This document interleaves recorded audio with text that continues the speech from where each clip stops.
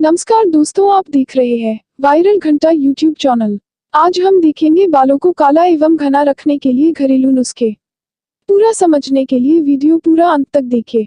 तो टाइम का घंटा ज्यादा न बजाते हुए चलो वीडियो स्टार्ट करते हैं। चाहे मर्द हो या औरत, हर किसी को बाल काला एवं घना रखने का शौक होता है। आजकल बहुत ही कम उम्र में बाल पकने लगते हैं। आज हम बालों को झड़ने से रोकने तथा बालों को सफेद होने से बचाने के कुछ घरेलू नुस्खों को बताने वाले हैं।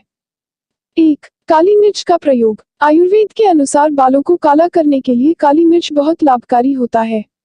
काली मिर्च को उबले हुए पानी में डालकर थोड़ी देर के लिए रख दे। अब पानी ठंडा होने के बाद अपने बालों के ऊपर से डाल दे। कुछ समय तक ऐसा नियमित करने से आपके बाल काला होने लगेंगे। 2. दही का प्रयोग। दही को आयुर्वेद एवं विज्ञान दोनों में ही काफी फायदेमंद माना जाता है।